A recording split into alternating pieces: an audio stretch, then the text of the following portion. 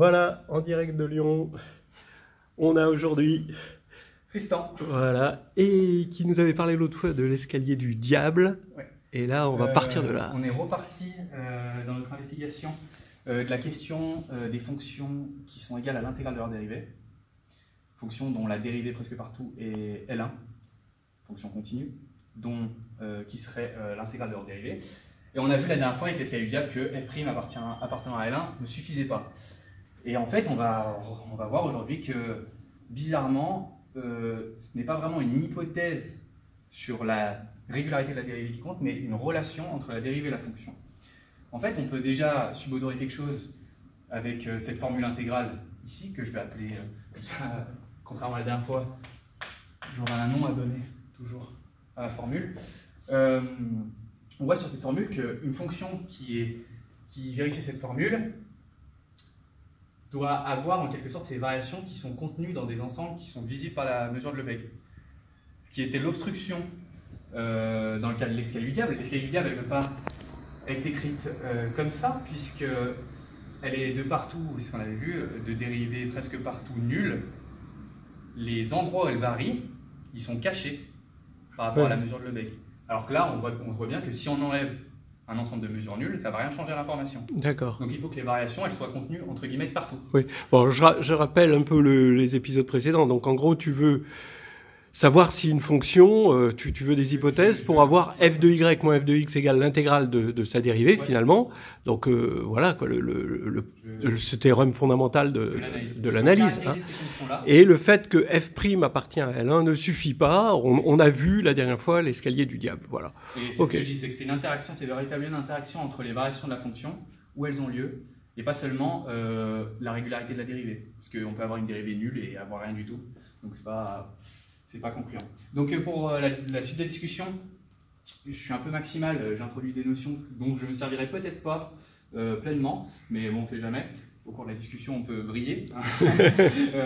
Mais j'introduis des notions dont il ne faut pas avoir peur si on ne les a jamais vues, notamment la notion de mesure complexe. C'est seulement des fonctions définies sur des tribus à valeur complexe qui vérifient les axiomes de mesure, c'est-à-dire que la mesure d'une union disjointe est la somme des mesures des ensembles, et auquel cas on voit qu'il y a une régularité nécessaire, c'est qu'il faut que ces fonctions, ces mesures, elles soient absolument sommables, c'est-à-dire que si on prend une famille, l'union d'une famille d'ensembles disjoints, il faut que la série des mu de AI avec les AI, c'est une partition d'un ensemble qu'on considère, cette série elle soit absolument convergente, ce qui est plus restrictif en fait que dans le cas des mesures réelles dont on autorise la valeur infinie. Dans le cas des mesures complexes, on n'a pas possibilité de mesure infinie, même sur l'espace complet. C'est bon à savoir comme ça, mais tout est pareil, enfin, c'est juste qu'elles ont des valeurs complexes. Donc on s'éloigne un peu de l'idée de volume, ou sinon il faut être un peu... Voilà. Et dans le cadre de la théorie de la mesure, on a un théorème très très important de représentation qui est celui de Radon-Nikodym, qui nous dit que si on a des mesures assez régulières, sigma fini, ça veut dire que, je rappelle, sigma fini ça veut juste dire que l'ensemble sur lequel on considère les mesures est l'union d'ensembles mesurables EI tels que lambda EI fini. C'est des types de mesures clés. Bon, évidemment, là, on va s'intéresser qu'à la mesure de Lebesgue, donc elle vérifie tout. Elle est absolument régulière. On peut tout faire, c'est la mesure la plus régulière du monde. Mais je formule le théorème dans sa version générale. Voilà, si on a des mesures qui sont sigma finies, on en prend une positive, une complexe, comme j'ai dit, un truc à valeur complexe. Si la complexe est absolument continue par rapport à la mesure, pardon, d'ailleurs c'est ça, c'est mieux. Si c'est comme ça plutôt. Si la mesure complexe elle est absolument pas continue par rapport à la mesure positive, c'est-à-dire qu'à chaque fois qu'on a un ensemble de mesures nulles pour l'une, on a un ensemble de mesures nulles pour l'autre, c'est-à-dire que c'est un beau symbole. Voilà.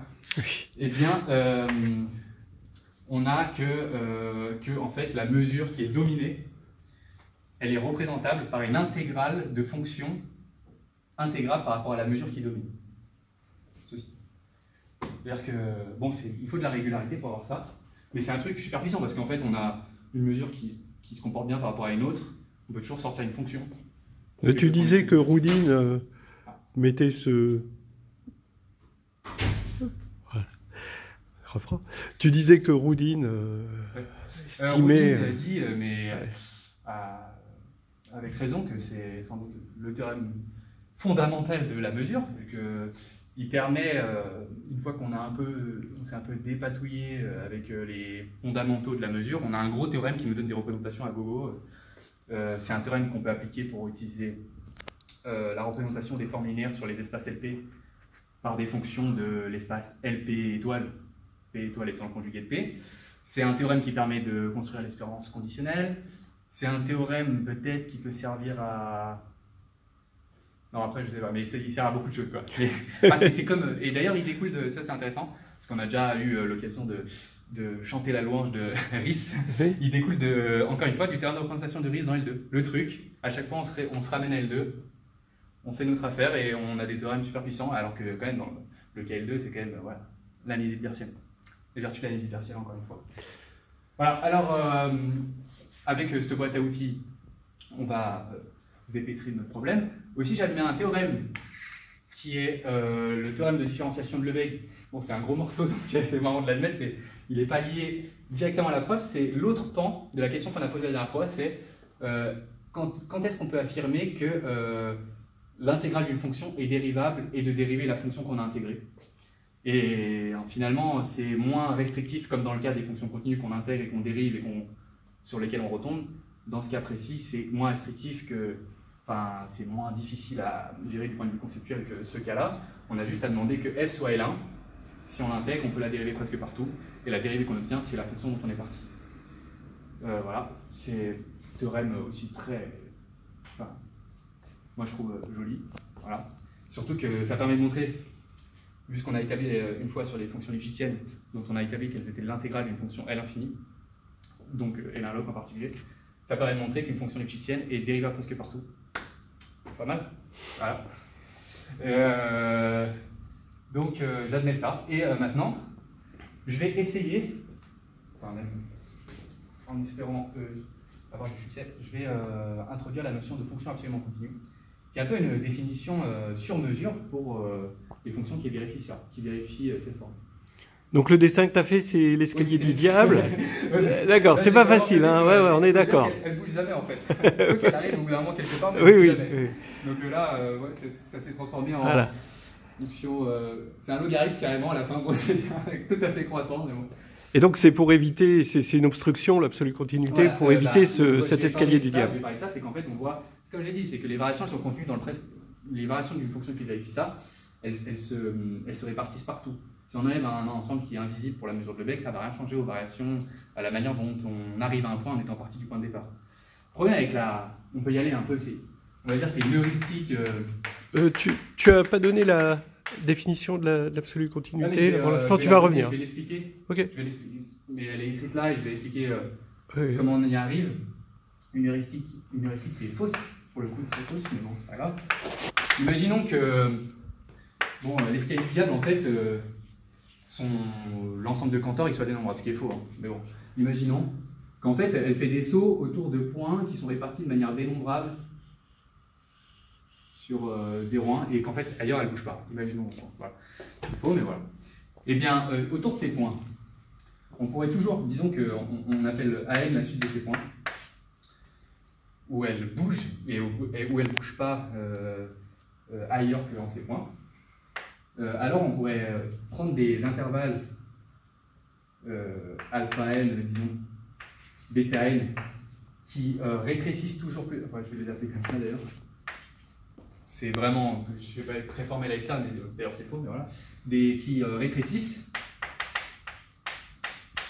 Qui rétrécit celui-là, en particulier le alpha n bn, il rétrécit autour de AN. Étant donné que AN c'est vraiment un point, on pourrait le faire rétrécir de manière arbitraire jusqu'à l'infini, et disons on le fait rétrécir de manière à avoir, je ne sais pas, on fixe K, soit K tel que pour tout n, BNK moins alpha nk, enfin on peut toujours demander ça par exemple. Inférieur à, c'est des suites, là je peux vraiment, c'est de la sorcellerie, hein, mais bon c'est pas grave. Soit k tel que ceci par exemple, enfin aussi petit qu'on veut, aussi petit qu'on veut. Ce qu'on peut toujours faire, on se dit, voilà, on prend une famille d'intervalles qui sont tous indépendants les uns des autres, on la rétrécit autant qu'on veut, on aura une somme, on peut demander, Oui. c'est une somme de epsilon Oui, de k, voilà, oui. aussi petit qu'on veut. Pourtant, on a toujours ceci. On aura toujours.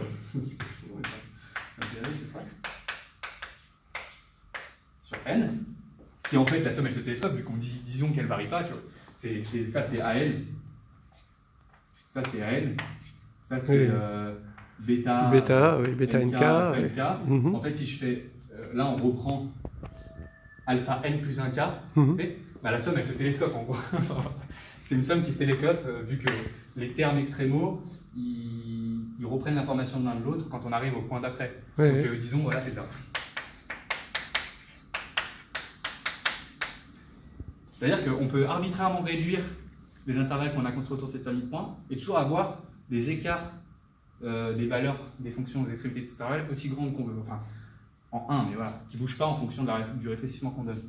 Donc, c'est quand même un problème, l'escalier du diable. En fait, l'escalier du diable, comme je disais, toute l'information sur son image, on l'obtient à partir de l'ensemble de Cantor, qui est mesure toute l'information sur ces variations, on l'obtient à partir de l'ensemble de Cantor. Donc, on ne peut pas se débarrasser de... Enfin, on peut se débarrasser, je veux dire, de trucs de mesure pleine pour réduire les intervalles autour des points de l'ensemble de Cantor et quand même avoir toutes les variations, ce qui est très bizarre. Et bon, c'est vraiment une heuristique douteuse, mais ça donne un peu une idée de l'introduction d'une telle définition, avant de vraiment mettre le pied à l'étrier.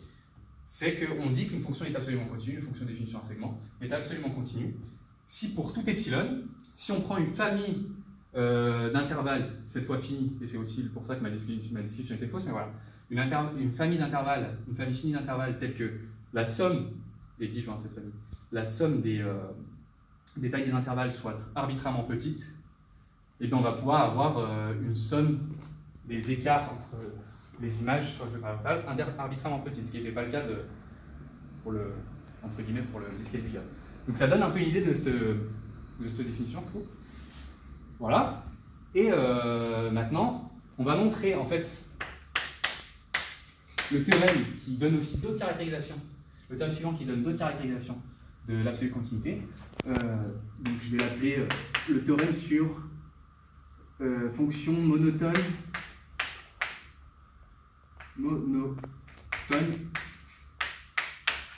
Je dénoterai, enfin j'écrirai absolument continu assez au reste de la discussion. Monotone absolument continu, donc soit f, bon je la prends croissante ou décroissante, c'est exactement la même chose, hein, évidemment. On prend moins f, hein. Soit f croissante continue sur je vais prends un segment comme ça. Croissante et continue. On a équivalence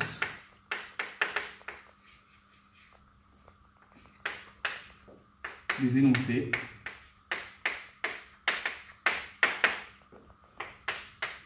f est absolument continu.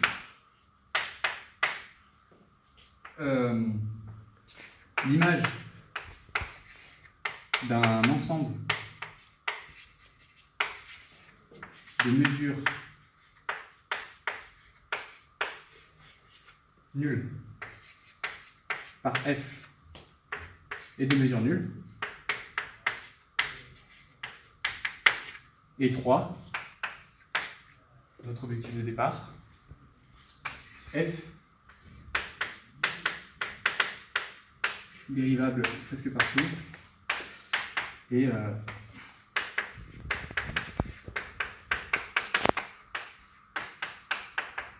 tout est fait par rapport à la mesure de V, n'oublie pas. Pour tout x y appartenant à notre AB. Voilà. Je vais démontrer Ok, ça. donc Je vais peut-être démontrer. c'est bien de rappeler que dans notre contre-exemple, l'escalier du diable était Croissante évidemment continue. croissante continue. Ouais. Ouais. Et, Mais par contre, ne on vérifie n'avait pas ça. On n'avait pas ça du tout. ce truc-là sur les familles finies d'intervalles Ouais, disjoints. parce que Quoi. Là, maintenant, on va vraiment le montrer. Ouais. On n'avait pas ça. Ça, c'est ce qu'on avait montré. Oui, Parce que prime égale 0. Évidemment, on n'a pas ça parce que l'image de l'ensemble Bah oui. du Cantor, c'est 0,1. c'était ça le contre-exemple. En fait. Voilà. Et ça, Et on n'a pas ça par rapport à ce que j'ai dit. Non, je rigole, mais voilà. C'est Euh, ok. Donc là, j'ai fait ça, c'était mon truc, ma boîte à outils. Moi, je me rappellerai. Les gens feront un petit fast rewind si besoin. Ok, bon, bah maintenant, je vais juste montrer.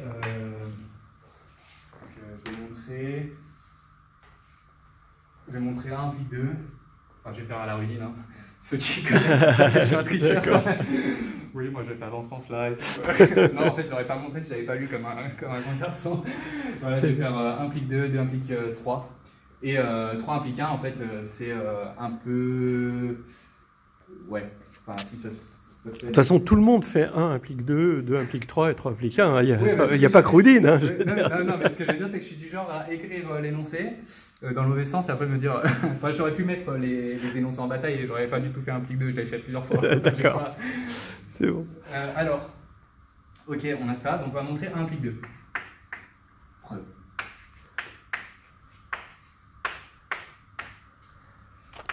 Un implique 2. Alors, on prend une fonction absolument continue. On va montrer que l'image d'un ensemble de mesures nulles est de mesure nulle. Donc déjà, ce qui n'est pas contenu dans l'énoncé, c'est un ensemble mesurable aussi. Par rapport à la mesure de B. C'est un ensemble de mesures nulles, tous les ensembles de mesures nulles sont dans. Mais on ne sait pas a priori que si je prends E mesurable, F2 est mesurable. On ne sait pas ça a priori. Mais voilà. Soit E de mesure nulle. Donc E, je vais appeler I mon intervalle. Là, j'aurais plus besoin de. C'est un ensemble mesurable de I. Enfin, un contenu dans I. Oui, ouais, Par d'accord. rapport à la mesure de B Mhm. sur I. Soit E appartenant à I. Et aussi, bah, comme d'habitude, moi j'écris. Je vais peut-être l'écrire entre deux barres, mais voilà. J'écris avec le lambda. Voilà. Lambda E, mesure de Lebesgue. Oh non, je vais l'écrire comme ça pour faire plaisir, là, parce que ça c'est un peu arbitraire. Comme ça. C'est comme ça qu'on écrit la mesure de Lebesgue. C'est un truc de. Voilà. Alors, soit appartenant à I de mesure nulle. En fait, E, vu la régularité de la mesure en fait, de Lebesgue, on sait que ça c'est des. C'est pas très important de mesure des fois qu'on oublie. C'est l'inf des mesures des ouverts telles que E est contenu dans U.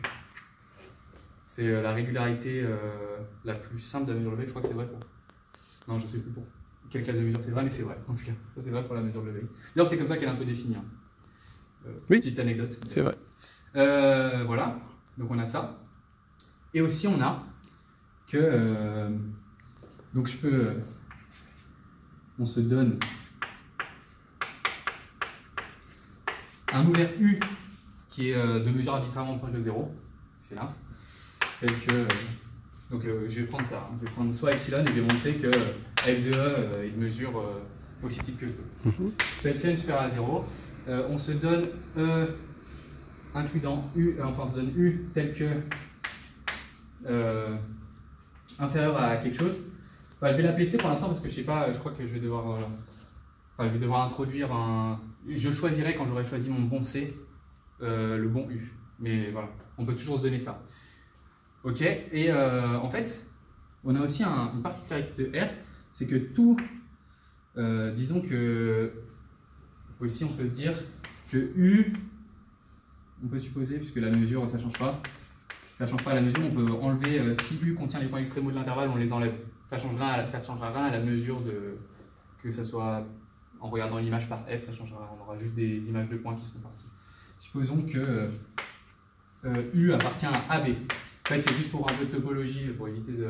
Parce que du coup, U est un ouvert de AB, c'est U est un ouvert de R aussi. Voilà. Au lieu de. Parce que si j'avais l'extrémité, ça serait. Je pourrais avoir AB, c'est un ouvert de AB, comme ça, mais c'est pas un ouvert de R, voilà. Mais ce qu'on sait, supposons que U appartient à AB, donc U est un ouvert de R. On sait, ça c'est une topologie réelle. U est une union.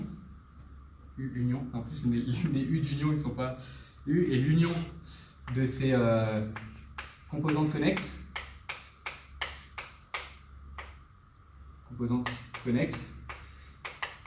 Et ces composantes connexes dans R, bah, c'est des intervalles et c'est en nombre dénombrable. Voilà.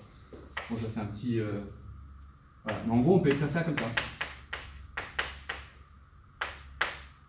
J'ai pas fait de bêtises, bah non, de toute façon, j'ai utilisé AI, j'ai déjà utilisé ça. Je suppose que c'est par la dichotomie ou quelque chose comme ça. En fait, U, on peut l'écrire comme l'union de ses composantes connexes. Enfin, oui. Ça, c'est pas grave. Après, oui, effectivement, tous les connexes de R sont des intervalles, et les connexes d'un ouvert, c'est des ouverts, donc c'est des intervalles ouverts. Et après, en nombre dénombrable, c'est là le truc, c'est que si on a une union dénombrable, en fait, on pourrait prendre des rationnels dans chaque intervalle. On peut prendre un rationnel dans tout intervalle de R. Mmh. Ça, c'est une union disjointe. Hein. Oui.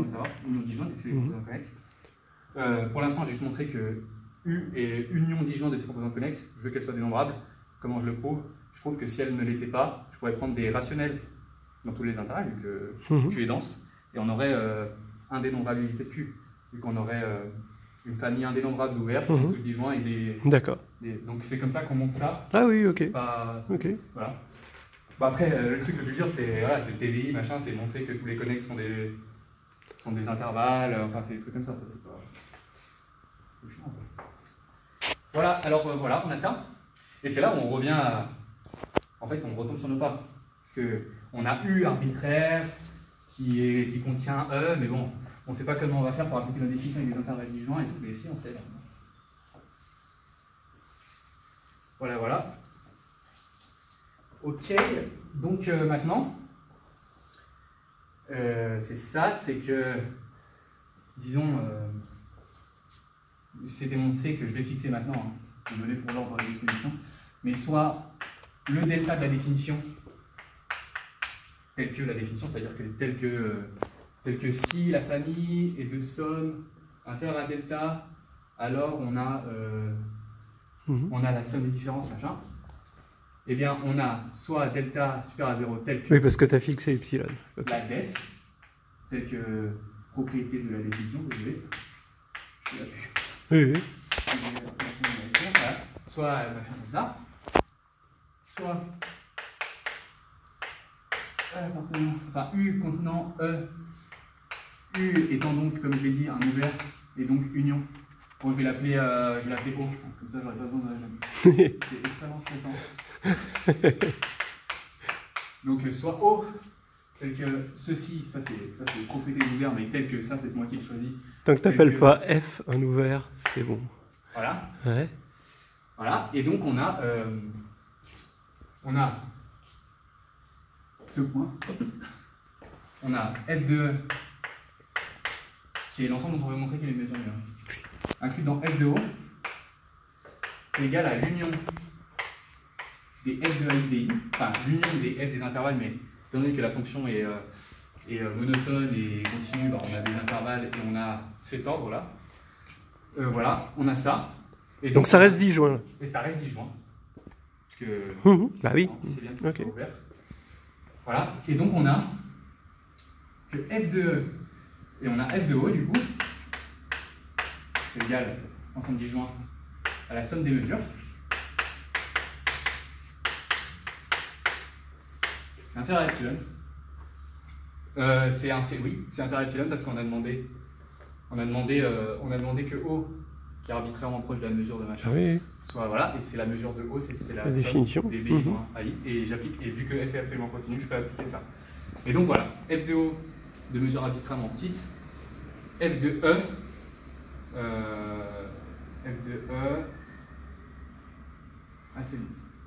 y a une question qui se pose aussi. F de O, je ne l'ai pas inclus dans un ensemble, mais si, voilà, je prends une suite d'ouverts, disons, qui sont toujours plus en plus petits, qui sont tous tels que F de E inclus dans F de ON, disons.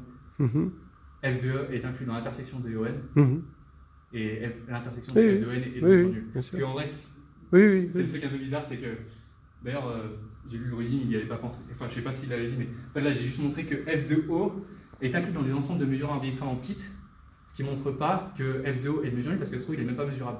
Oui, voilà, c'est ça le C'est ça truc. que je peux toujours montrer que f de E maintenant est, vraiment mesurable et de mesure nulle, parce qu'il est inclus dans l'intersection des ouverts que je construis, en prenant une suite EN qui, voilà. Et du coup, voilà, ça marchera.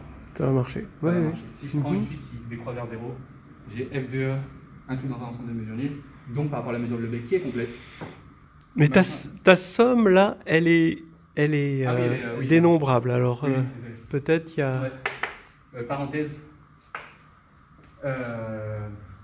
Tu extrais peut-être quelque chose non, de. mais j'ai juste à faire que si j'ai choisi ça, si je prends soit n'importe quel, soit n appartenant à n étoile. Vu que la mesure des sentences de cette union, en fait, dans le pire des cas dénombrable, elle est inférieure à delta, toutes les sommes partielles inférieures à delta. Donc, également, toutes les sommes partielles de cette forme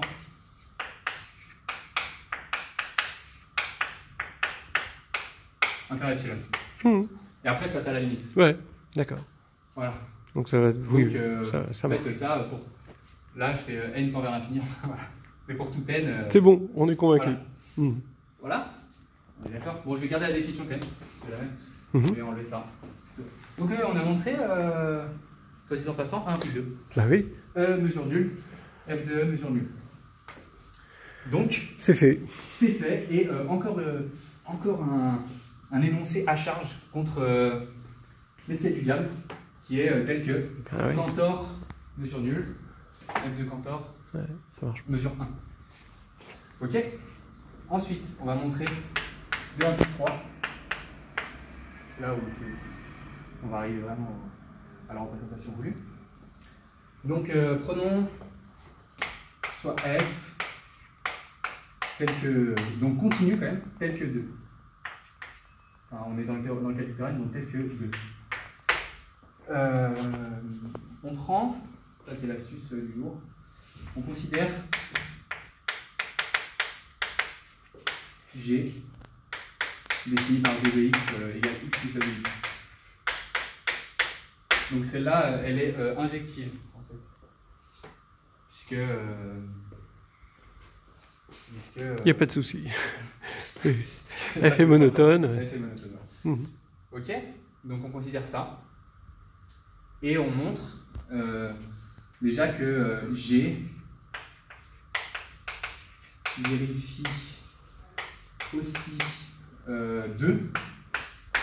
Ce qui n'est pas. Enfin, ça semble extrêmement clair et tout, mais vu qu'on peut passer par ça serait clair si on pouvait passer immédiatement par la définition de l'absolue de continuité. Et là, on a juste supposé 2. Parce qu'on veut faire un 1, 2, 3, 1 plus 1. Donc je ne vais pas non plus. Mais voilà, supposons qu'on va montrer que G vérifie aussi 2 un peu à la va-vite. Donc si j'ai E. Parce qu'évidemment, en fait, l'image par x de E, ça va être. Oui, et l'autre, oui, mais la somme, là, on a la somme. Est-ce que la somme est de mesure nulle soit E.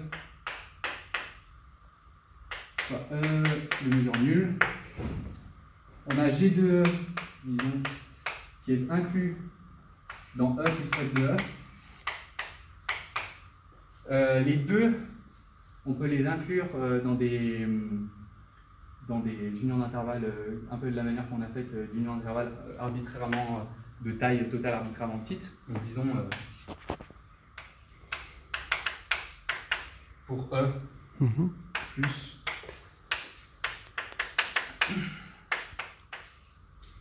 pour, donc là je prends un J, ça c'est pour F de E, qui est quand même, bon, vu qu'on a supposé oui. F de E, je vois peut-être que c'est bon. Non, ouais, non, bon, on voit. Non, mais c'est bien, c'est propre comme ça. Mais en gros, ça, évidemment, ça doit être l'union sur I et J des intervalles AI plus J, machin. Enfin, c'est ça, ou au moins c'est inclus, mais voilà. Ah oui. AI plus alpha J, BI plus bêta J, sur IJ, qui est encore une union dénombrable. Oui. Et après, ça, c'est. Oui, on est convaincu. Donc, exactement pareil. j'ai vérifié aussi 2. Mhm. Ok. Alors maintenant, en fait, on va essayer de... C'est un peu l'idée cachée, c'est que cet objet-là, si F' était là, définit une mesure complexe, comme on a introduit au début. Ça définit une mesure. On peut regarder la mesure qui a, j'y passerai après, un ceci, ça. Et dès lors, en fait, si on a égalité, ceci, c'est la mesure, donc je vais l'appeler mu. On a f de y moins f de x égale mu de xy. Voilà. Et donc l'idée... Oui, tu pars de l'égalité de 1. Oui, je parle de l'égalité, oui. c'est l'idée qui est sous-jacente là dans la oui. qui a suivi. C'est qu'en fait, si on a ça, on a cette formule, f' définit une mesure, et on a que cette mesure sur les intervalles est obtenue avec les f de y moins f de x. Ok. Et du coup, bah en fait, et ça en fait c'est la mesure, ceci là, c'est aussi la mesure de Lebesgue de l'image f de xy, quel est monotone, c'est exactement la même chose. F de y moins f de x, voilà. Donc l'idée en fait, ça va être de regarder la mesure qui a un ensemble E associe la mesure de f de E. Et avec radon, vu qu'on aura une mesure absolument continue, et ben on aura une représentation. Si on a F', on a une mesure et en fait on peut exactement. Donc c'est ça l'idée. Tac tac tac. Bah, je vais effacer là. Ceci dit, l'absolue continuité, on va pouvoir finir par. Ça y est, on la connaît à vie maintenant. Ouais, mais je pense que j'aurai cette place. D'accord. En plus, le plus bien, c'est que de tous les énoncés que j'ai écrits, c'est peut-être le plus moche. Mais bon, il y a un petit côté. Ouais, c'est un petit syndrome de. D'accord. Voilà. Alors, je vais montrer. En fait, je vais repartir là parce que j'ai commencé comme ma preuve là. J'ai ça, j'ai G qui vérifie aussi le fait que tout ensemble de mesures nulles est de mesures nulles. Et donc, on va s'intéresser à. On s'intéresse, comme je l'ai dit, à la fonction qui a un ensemble E dans I, enfin mesurable, hein, dans l'attribut. Lebesgue complété là sur I, associe la mesure de F2. Bon, il faut quand même que je montre. Non, de G2, pardon. Il faut quand même montrer que G2E, parce qu'on a montré que si E est nul, mesure nulle, G2 est une mesure nulle, et donc c'est vraiment un ensemble mesurable, mais là on ne sait pas encore que. Mais je vais le montrer, c'est là où on utilise la continuité. Donc allons-y.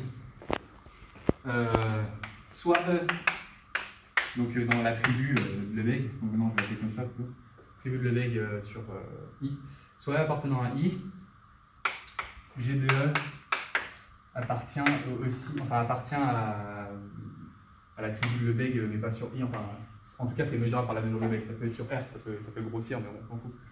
Disons, voilà. G2 appartient à E. Pourquoi? Parce que E, en fait, ça c'est un autre résultat de la théorie de mesure qui est un peu pareil que celui que je viens de dire. C'est que E, on peut toujours l'écrire comme un ensemble de mesures nulles. Il est toujours à mesure nulle près égal à une union des nombres de fermés. Je vais l'expliquer, mais il est toujours égal à un fermé et à un truc d'union de mesure nulle. Pourquoi? Parce que déjà, on sait que si on a que la mesure de E, ça c'est l'autre régularité. C'est le sup des K appartenant à E. K compact, mais K fermé aussi. Hein. Mais K comme ça, c'est le truc ultime de la. Pardon. Sup K. K appartenant à E, compact. Ok. Et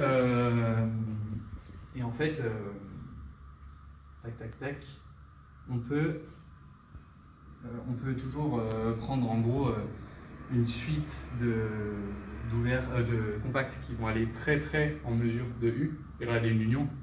Et leur union, là j'ai avec le P1, mais c'est un résultat plus ou moins classique. Leur union, elle sera exactement égale, de mesure exactement égale à celle de U. D'accord. Donc on peut prendre des fermés qui sont arbitrairement proches de ça. Voilà. Tac tac tac. Voilà. Donc on peut toujours écrire en fait E comme cette ensemble limite, en fait qui est une union, pardon. Une union. Une union dénombrable de fermés et un ensemble de mesures nulles. C'est pas grave. C'est un peu, mais bon, c'est un résultat, il faudrait un peu gloser dessus. Bon, c'est pas grave. C'est classique. Tac, on a ça. On admet ça, disons. Et maintenant, ce qui se passe, c'est que, bon, là, vu que c'est des Fn qui sont donc des ensembles mesurables, là, on est dans l'ensemble de départ, des fermés qui sont dans l'ensemble I, c'est aussi des compacts. C'est là où on va utiliser la continuité. Parce qu'on a alors GE qui est égal à G de F0 l'union des G de Fn. Ne nous perdons pas en topologie. Ce qui nous intéresse, c'est de montrer que ceci est mesurable au sens de Lebesgue. Donc en fait, il faut montrer que cette union est mesurable, ceci est mesurable. Ceci est mesurable parce que c'est mesure 0, comme on l'a fait. G étant continu, les G de Fn étant des fermés bornés de R, les G de Fn sont des compacts, donc ce sont des mesurables, et une union dénombrable de mesurables est mesurable. Donc on a une union de deux ensembles mesurables, donc GE. Et dans la tribu de Lebesgue sur R, enfin, voilà, sur R, comme il disait. Donc voilà, donc il est licite. Notre fonction, je vais l'appeler mu. On s'intéresse à mu, qui à ce moment-là on n'avait pas vu si elle était justement définie. Mu, on peut définir mu.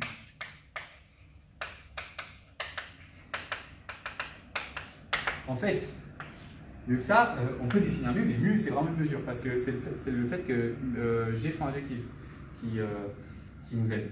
Mu est défini sur la tribu sur 0,1 sur AB à valeur dans C, dans R, et R+, mu est comme ça, et mu d'une union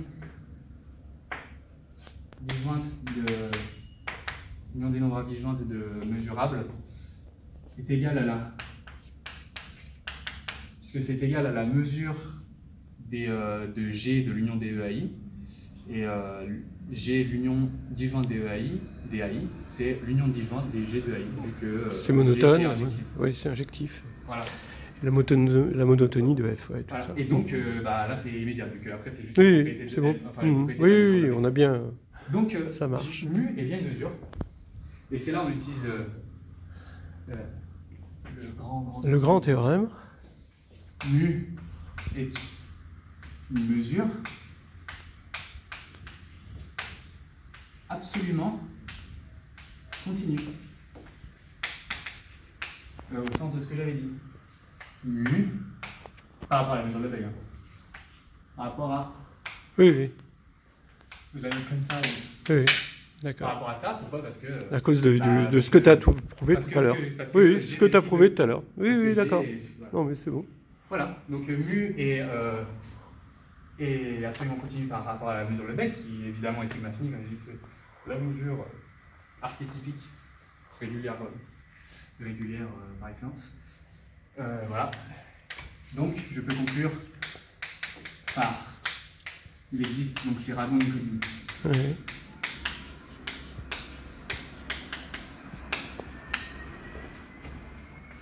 H appartenant à L1 par rapport à la mesure de Lebesgue, tel que, et donc c'est même par rapport à la mesure de Lebesgue, comme ça, hein. C'est une mesure sur AB. Il existe H intégrable sur AB tel que mu de A, donc je vais l'écrire correctement, G de A égale. Et c'est là où, voilà, la mesure de. Voilà. Et maintenant, on écrit ce que ça veut dire dans le cas d'un intervalle. Si A, on a donc G de X moins G de Y, G de Y, moins G de X, puisqu'elle est monotone. X, Y, H, dx, ça, c'est f de y moins f de x, y moins x. Je peux passer le y moins x de l'autre côté. F de y moins f de x égale h moins 1, parce que c'est l'intégrale de moins 1. Ok. Dx, xy. Ok. Et il y a quand même l'autre gros théorème. Ça, c'est vraiment le coup fatal. Je sais pas comment dire, mais. J'ai envie de dire le coup du spectacle, mais c'est pas vrai. Voilà. Et en fait, là, on utilise h-1 appartient à L1. Donc,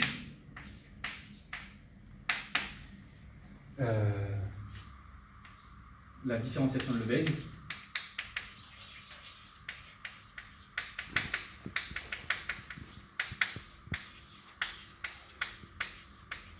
donne. Ah, ok, je pensais qu'on n'allait pas s'en servir. Je croyais que c'était un. Ah non, non, non. Juste un état Ah, non, d'esprit. ça, D'accord, d'accord. Ce que j'avais Ok. essayé de dire, c'est que c'est. Déjà, c'est une question tout à fait connexe. C'est la question duale du truc. Oui, oui. D'une part. D'autre part, la démonstration est assez remote. Enfin, non, mais je veux dire, c'est quelque chose d'assez différent de. Oui, c'est orthogonal au. Et c'est des questions qui sont parallèles, qui interagissent entre elles, mais on peut les traiter séparément. Ok. Donc, juste utiliser. Ouais, d'accord. Donc ça va donner La différence donne que G dérivable et G' égale H-1 et donc la G. Donc H-1, ouais, c'est bon. Fallait quand même, Oui. Ça, Ouais. Voilà, c'est ça. non, pardon, c'est F. C'est. C'est F. Je vais pas retomber dans mes travers de la dernière fois. Là. Voilà. F et machin. Et donc on a montré ça. On a montré 3. Nickel. Et puis 3 implique 1, je le laisserai. Enfin, D'accord. Je laisserai. Oui, non, mais c'est bon. Oui, non, mais c'est bon. Oui. Comment tu vas majorer pour avoir epsilon là? Non, mais c'est plus compliqué que ça quand même. Oui, c'est ça. Ouais, il y a quand même. Non, c'est pas. Parce qu'il faut. Déjà, faut. Oui, ce que j'ai dit par rapport, par exemple, les arguments utilisés pour l'escalier de Cantor, genre de truc. Ouais. Mais voilà, c'est juste que. C'est pour ça que j'ai introduit les mesures complexes en fait. Mais il faut utiliser la croissance de f, quoi. Non, mais en fait, c'est un truc. Là, je vais montrer le cas général de. Si f est comme ça, qu'elle soit croissante ou non, ah ouais, ça marche. Okay. En fait, c'est juste que c'est ce que je disais, c'est que c'est ce que je disais par rapport à l'association f', l'intégrale de f' donne une mesure. Ouais. Donc, en fait, les sommes de f bi moins f de ai dans la définition d'absolue continuité se font les héros de cette mesure qui est la fonction intégrée. Et nécessairement, cette mesure qui est issue de la fonction intégrée, elle est absolument continue par rapport à la mesure de Lebesgue. Donc on va avoir quelque chose. Laissez-moi être plus clair. F vérifie 3. Disons. Ceci, comme je le disais, est une mesure. Dx. Ceci est une mesure qui est absolument continue par rapport à Lebesgue. Et en fait, on sait, c'est la caractérisation qui donne son sens à la véritable continuité par rapport à une mesure, d'une mesure par rapport à une autre.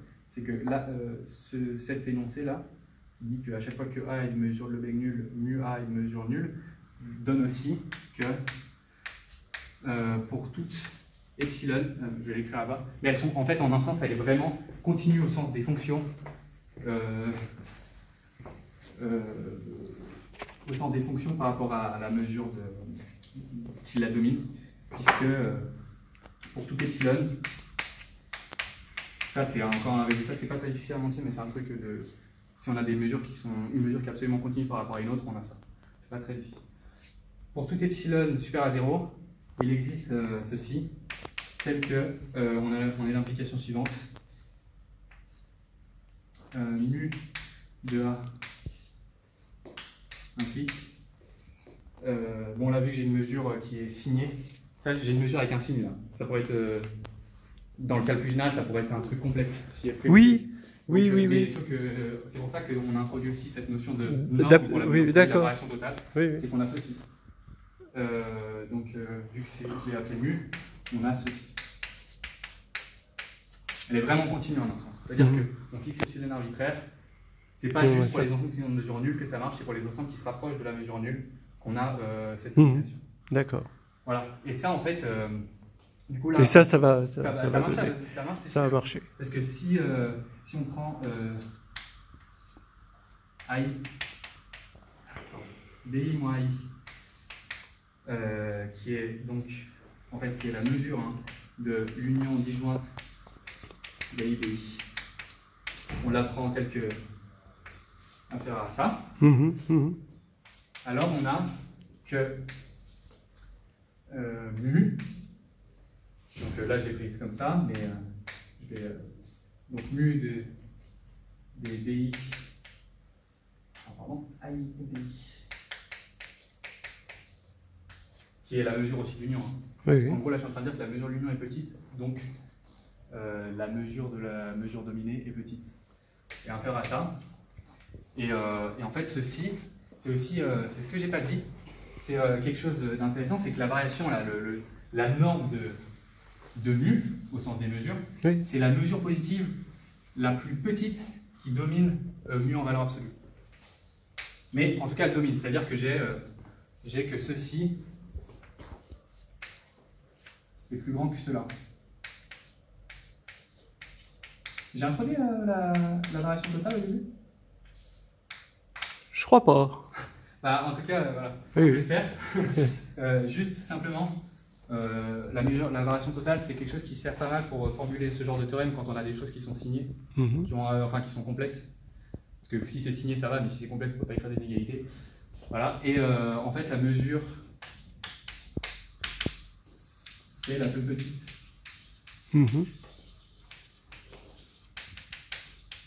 Mesure positive, telle que mu de E. Donc là, c'est mu de E. Oui.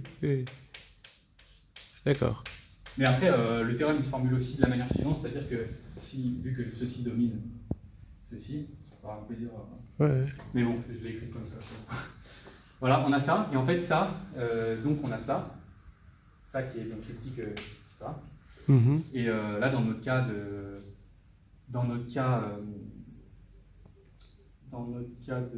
fonction continue, on a que c'est f de BI moins f de I, enfin la norme de f de BI moins f de I. D'accord. Et donc, c'est-à-dire que si on prend une union de mesures dont la somme des mesures est arbitrairement petite, alors on a la mesure associée à l'intégrale qu'on a définie avec f' qui est arbitrairement petite, et ceci en fait c'est les différences des f de BI moins f de I. Donc voilà. Oui.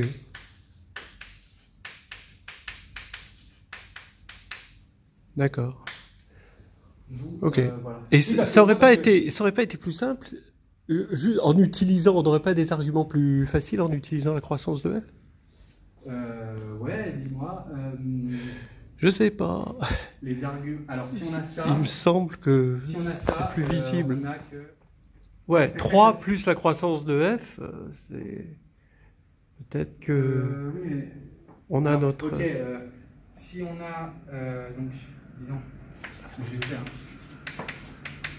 Donc en gros ça c'est bon là vu qu'elle est croissante, c'est la. Oui. Voilà, c'est ça. Ok.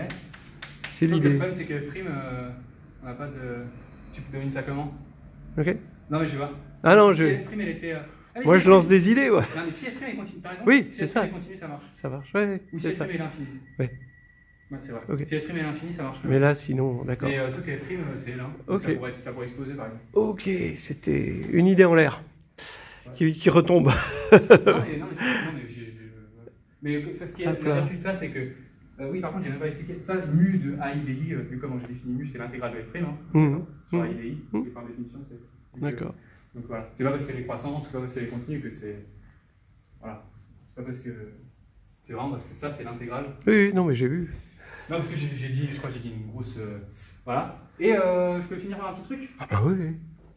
Carrément. Voilà, en fait, on a fait ça pour rebondir sur une des suggestions qu'avait fait Toto. Alors, on va commencer par là, quoi. Encore une fois, on revient aux origines.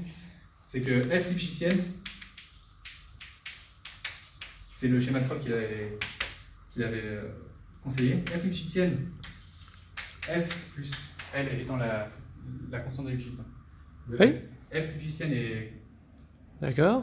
continue croissante, parce que les variations de f, elles sont toujours plus petites, Ouais. en valeur absolue, f de y moins f de x, c'est toujours plus petit que l y moins x, donc ça c'est vraiment croissant.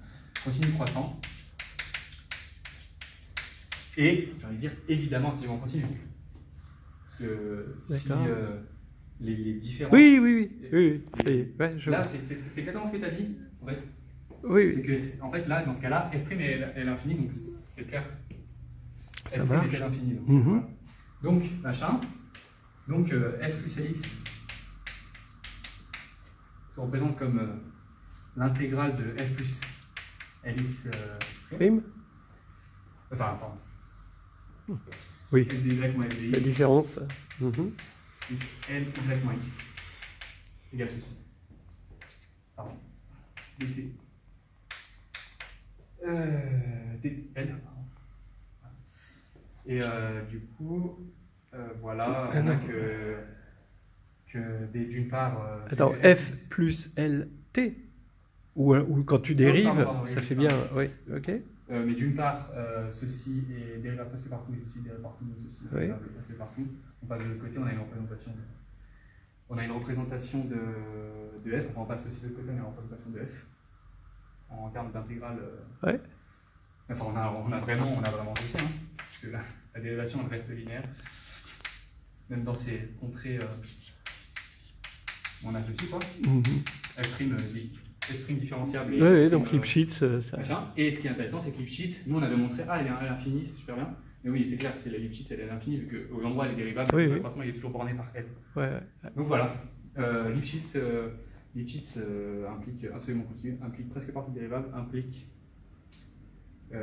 intégrale de sa dérivée, et la dérivée est l'infini. Et en prime, on a que la dérivée, c'est vraiment l'intégrale de sa dérivée, parce que ce qu'on avait montré, nous, c'est que c'était l'intégrale d'une fonction à l'infini. Mhm. Et après, j'avais dit, ah oui, mais c'est l'application de la différenciation de Lebesgue qui montre que G, c'est vraiment la dérivée de. Ouais. Enfin, vu que c'est la dérivée de l'intégrale, c'est vraiment la dérivée de f. Bon, on a quand même utilisé la différenciation de Lebesgue ici aussi, donc elle est toujours cachée, mais voilà, c'est un truc plus direct. Voilà, donc c'était la fin de la discussion ici. Oui, donc finalement tu peux dire le résultat. On a énoncé le résultat. Si f est lipschitzienne, Si f est lipschitzienne, alors elle est dérivable presque partout. Oui. De dérivée L infini est égale à l'intégrale de sa dérivée. Enfin, une Voilà. différence f de y moins f de x. bon, Voilà.